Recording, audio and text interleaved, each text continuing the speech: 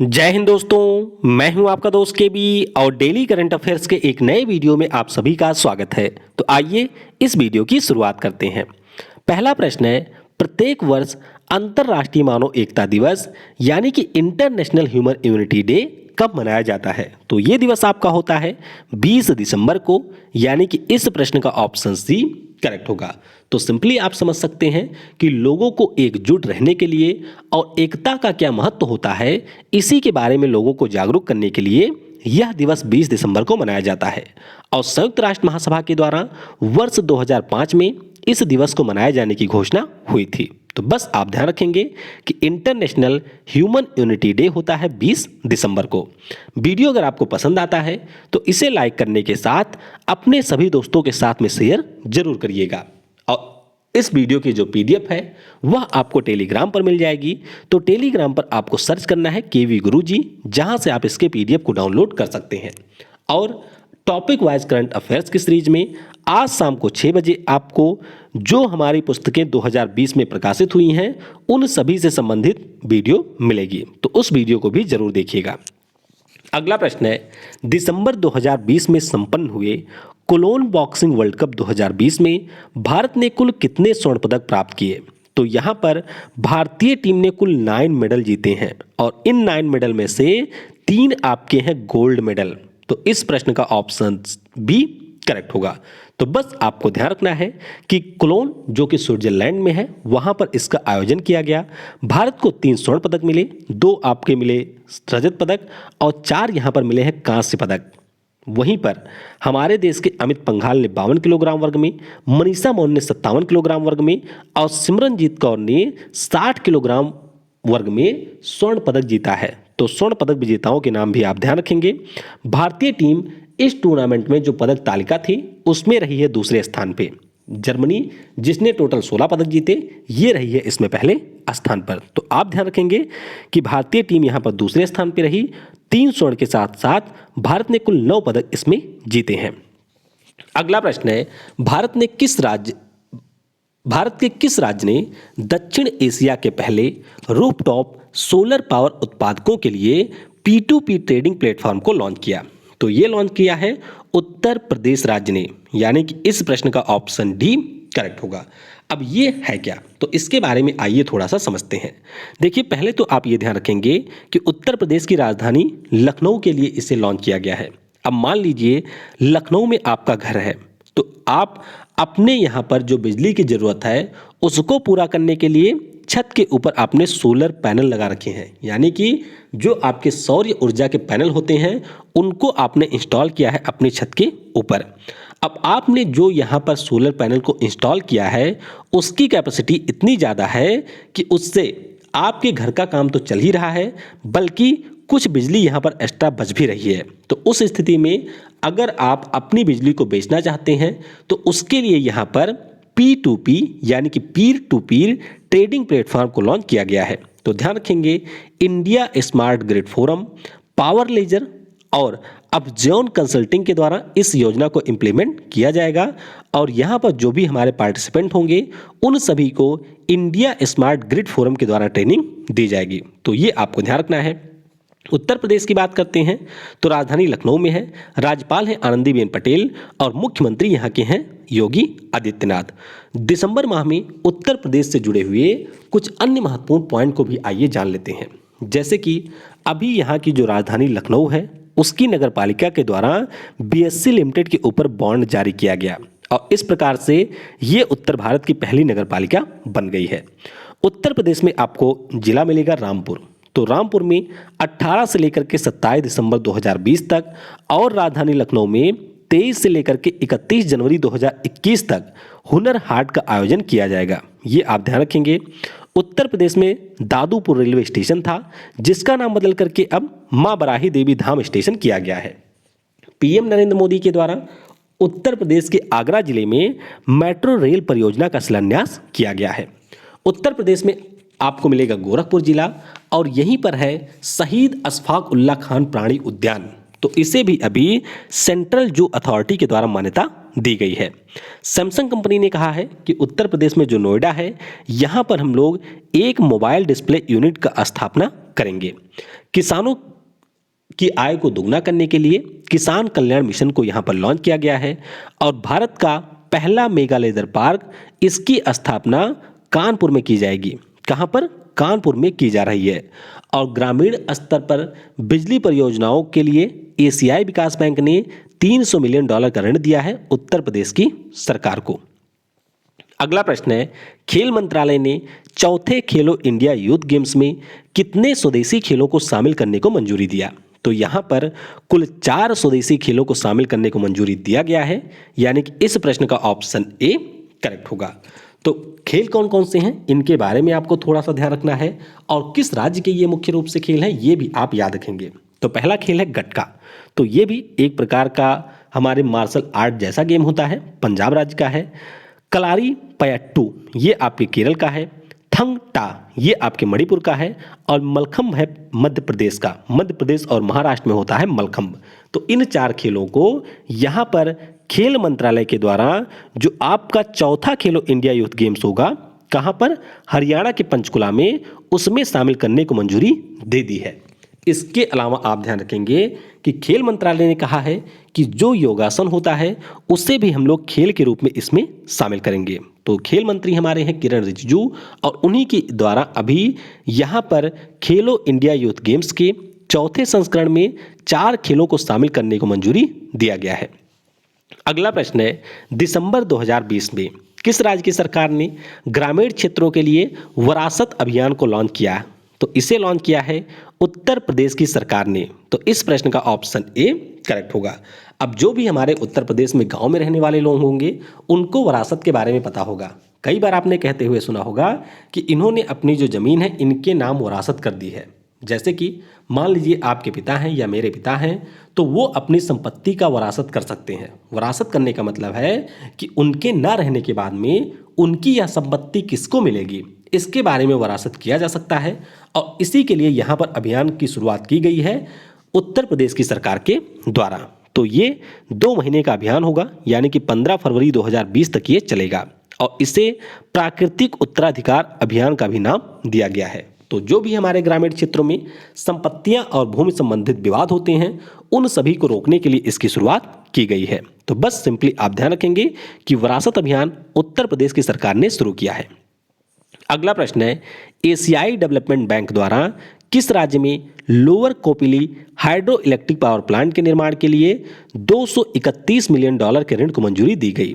तो ये ऋण यहां पर मिलेगा असम राज्य को। तो इस प्रश्न का ऑप्शन डी करेक्ट होगा। तो बस आपको ध्यान रखना है कि कोपली नदी के ऊपर lower Kopili hydro electric power plant का निर्माण किया जा रहा है और उसी के लिए यहां पर एशियाई विकास बैंक के द्वारा ऋण दिया गया है। एशियाई विकास बैंक की बात करते हैं तो 19 दिसंबर 1966 को इसकी स्थापना हुई थी। मुख्यालय आपको मिल जाएगा फिलीपींस की राजधानी मनीला में। अध्यक्ष इसके हैं मसात्सुगु असाकावा। तो ये भी आप यहां पर याद रखेंगे। असम की बात करते हैं तो राजधानी दिसपुर में है। राज्यपाल हैं जगदीश मुखी और मुख्यमंत्री यहाँ के हैं सर्बानंदा सोनोवाल।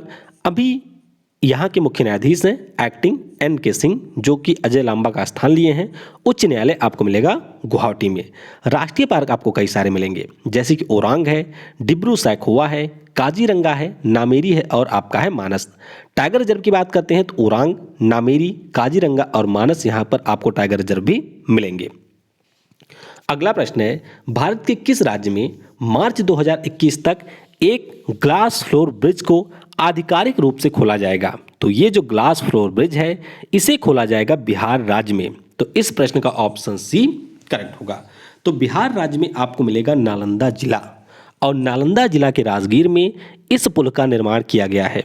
और अगर आपको याद हो तो अभी हम लोगों ने डिस्कस किया था कि नालंदा में ही है राजगीर जू सफारी, जिसे अभी सेंट्रल जू अथॉरिटी के द्वारा मान्यता दी गई है। तो जो CM है नीतीश कुमार जी, वह यहाँ पर अभी घूमने आए थे और उसी दौरान ये घोषणा की गई है कि यहाँ पर जो ग्लास फ्लोर ब्रिज होगा इसे 2021 में मार्च महीने में खोल दिया जाएगा सभी के लिए। तो ये आप देख सकते हैं, मुख्य रूप से जो हमारे ग्लास फ्लोर ब्रिज होते हैं ये एक प्रकार के ट्रांसपेरेंट ब्रिज होते हैं, यानी कि आप चल रहे हैं तो ऊपर से नीचे आप देख सकते हैं। तो वीडियो इसके आपने यूट्यूब पे जरूर देखे होंगे ग्लास फ्लोर ब्रिज के।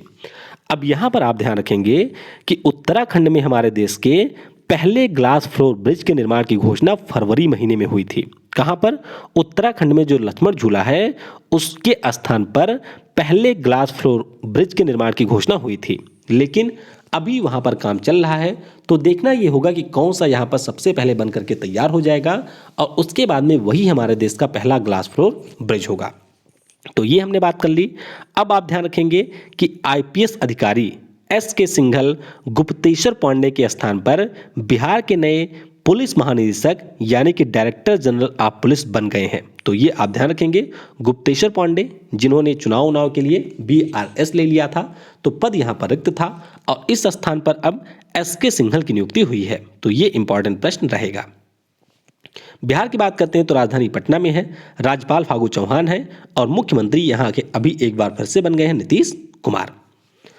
दिसंबर 2020 में किस केंद्रीय मंत्री के द्वारा दीनदयाल उपाध्याय टेलीकॉम कौशल उत्कृष्टता अवार्ड 2018 वितरित किए गए? तो ये दिया है हमारे आईटी और इलेक्ट्रॉनिक्स मंत्री रविशंकर प्रसाद जी ने। तो इस प्रश्न का ऑप्शन बी करेक्ट होगा। तो बस आपको ध्यान रखना है कि यहाँ पर दो लोगों को पुरस्कार मिले हैं।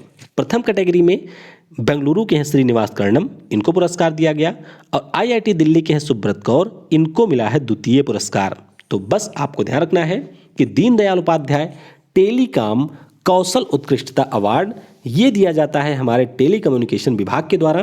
2017 में इसकी शुरुआत हुई थी और इस वर्ष श्रीनिवास कर्णम और सुब्रत कौर को यह पुरस्कार मिला है। अगला प्रश्न है, भारतीय राष्ट्रीय समुद्री सूचना सेवा केंद्र यानी कि Indian national centre for ocean information services, इसका मुख्यालय आपको कहां पर मिलेगा? तो इसका मुख्यालय मिल जाएगा हैदराबाद में। कहां पर? हैदराबाद में इसका मुख्यालय है। अब ये चर्चा में रहा क्यों?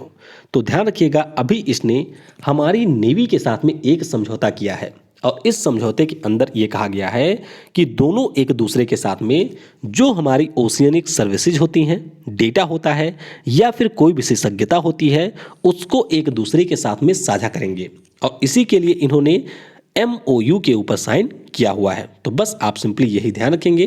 बाकी Indian national centre for ocean information services की बात करते हैं तो ये हमारे पृथ्वी विज्ञान मंत्रालय के अधीन एक निकाय है। स्थापना हुई थी 1999 में और मुख्यालय जैसा कि मैंने आपको बताया हैदराबाद में है। अगला प्रश्न है, दिसंबर 2020 में ASSOCHAM enterprise of the century award से किसे सम्मानित किया गया? तो ये पुरस्कार मिला है टाटा सन्स के चेयरमैन रतन टाटा जी को। तो इस प्रश्न का ऑप्शन डी करेक्ट होगा। अब थोड़ा सा यहाँ पर आप ध्यान देंगे, एसोचैम जिसने अभी 12 दिसंबर को अपना स्थापना दिवस मनाया है और उसी के अवसर पर इनके द्वारा एसोचैम फाउंडेशन वीक 2020 का 15 से लेकर के 19 दिसंबर के बीच में आयोजन किया गया। इसकी थीम क्या रही?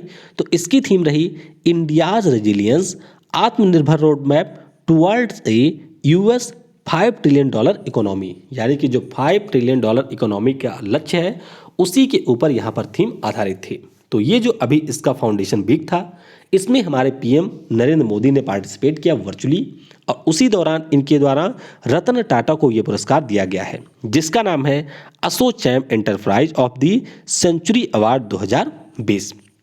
और कल हम लोगों ने डिस्कस किया था कि जो Indo Israel chamber of commerce है उसके द्वारा रतन टाटा को global visionary of sustainable business and peace award दिया गया है। तो दोनों पुरस्कारों के बारे में ध्यान रखेंगे कि रतन टाटा जी को ये मिला हुआ है। अगला प्रश्न है, यूनेस्को के द्वारा किस देश की स्ट्रीट फूड हॉकर संस्कृति को मानवता की अमूर्त सांस्कृतिक विरासत की प्रतिनिधि सूची में शामिल किया गया? तो जैसा कि मैं आपको पहले भी बता चुका हूं कि यूनेस्को के द्वारा 2 प्रकार से धरोहर स्थलों को मान्यता दी जाती है। एक तो हमारे अमूर्त विरासत होते हैं यानी कि जिनको हम लोग छू नहीं सकते हैं, जैसे कि हमारे यहाँ का योग हो गया या फिर कुंभ मेला हो गया। उसी प्रकार से यहाँ पर सिंगापुर की जो स्ट्रीट फूड हॉकर संस्कृति है इसको भी अमूर्त विरासत के रूप में मान्यता दिया है यूनेस्को ने। तो इस प्रश्न का ऑप्शन ए सिंगापुर करेक्ट होगा। तो ये आप ध्यान रखेंगे।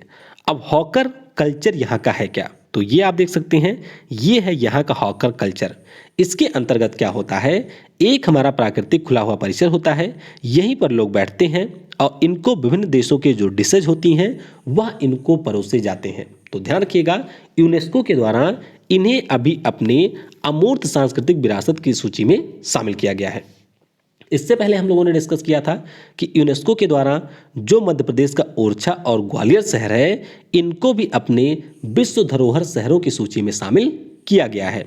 और हम लोगों ने यह भी डिस्कस किया था कि यूनेस्को के द्वारा क्रिएटिव इकोनॉमी के लिए जो जनक रहे हैं बांग्लादेश के, जिनका नाम है बंग बंधु मुजीबुर रहमान, उनके नाम पर एक पुरस्कार की शुरुआत किए जाने की भी घोषणा की गई है। तो ये आपको याद रखना है। अगला प्रश्न है, पहले फिल्म फेयर OTT पुरस्कार 2020 में किस वेब सीरीज को बेस्ट सीरीज का पुरस्कार दिया गया? तो फिल्म फेयर पुरस्कारों के बारे में आपने सुना होगा, इस वर्ष कोई फिल्म ही नहीं आई, तो इसलिए यहाँ पर जो हमारे OTT प्लेटफॉर्म होते हैं उनके द्वारा रिलीज की गई वेब सीरीज के ऊपर यहाँ पर पुरस्कार दिए गए हैं। तो ध्यान रखिएगा, बेस्ट सीरीज का पुरस्कार मिल गया है पाताल लोक वेब सीरीज को। तो इस प्रश्न का ऑप्शन सी करेक्ट होगा। तो ये आप ध्यान रखेंगे कि बेस्ट सीरीज का पुरस्कार मिला है किसे? पाताल लोक वेब सीरीज को।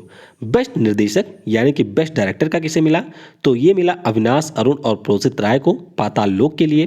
बेस्ट अभिनेता ड्रामा कैटेगरी में मिला जयदीप अहलावत को पाताल लोक के लिए। बेस्ट अभिनेत्री ड्रामा कैटेगरी में मिला सुष्मिता सेन को आर्या के लिए।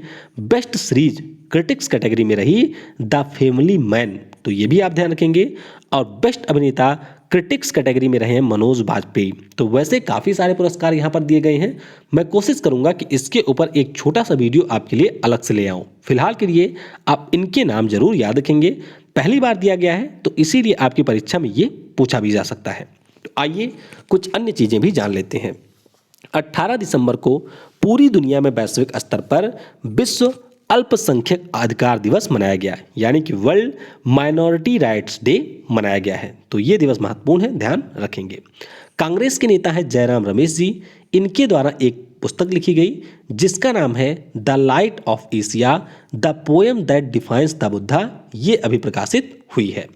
देना बैंक और विजया बैंक जिनका मर्जर हो गया था 2019 में ही, तो इनके मर्जर में कुछ प्रोसेस अभी बचा हुआ था जो कि अब फाइनली जाकर के कंप्लीट हो गया है। तो याद रखेंगे आप लोग, देना बैंक और विजया बैंक ये दोनों अब मर्ज कर गए हैं बैंक ऑफ बड़ौदा में।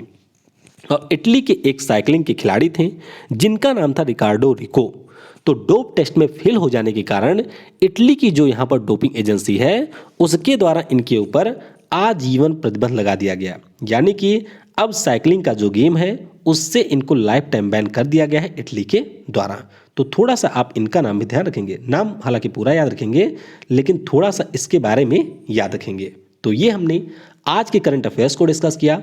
वीडियो आपको कैसा लगा ये आप नीचे कमेंट में बता सकते हैं। किसी प्रश्न में आपको कोई डाउट होता है तो वह भी आप नीचे कमेंट में पूछ सकते हैं।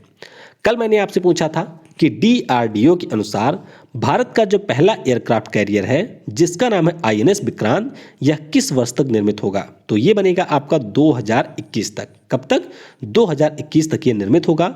और आपको ध्यान रखना है कि कोचीन शिपयार्ड बिल्डर्स के द्वारा इसका निर्माण किया जा रहा है। वर्तमान में हमारे पास में एक एयरक्राफ्ट कैरियर है जिसका नाम है INS विक्रमादित्य। क्या नाम है? INS विक्रमादित्य। एक हम लोग यूके के साथ में बनाएंगे जिसका नाम होगा INS विशाल। और एक हमारे यहाँ पर एयरक्राफ्ट कैरियर था जिसका नाम था INS विराट। इसे अभी डिकम्पोज कर दिया गया है, यानी कि नष्ट कर दिया गया है गुजरात राज्य में। तो ये सारे एयरक्राफ्ट कैरियर हैं और इनसे परीक्षाओं में अभी प्रश्न भी पूछे गए थे। आज के वीडियो से आपके लिए प्रश्न है, किस स्पेस एजेंसी के वैज्ञानिकों ने पदार्थ की 5वीं अवस्था बोस आइंस्टीन क्वांटम की खोज की है? तो इसका उत्तर आपको नीचे कमेंट सेक्शन में बताना है। वीडियो को समय देने के लिए आप सभी को बहुत बहुत धन्यवाद। Thanks for listening. जय हिंद, जय भारत। और सबसे जरूरी, पढ़ेगा भारत तो बढ़ेगा भारत।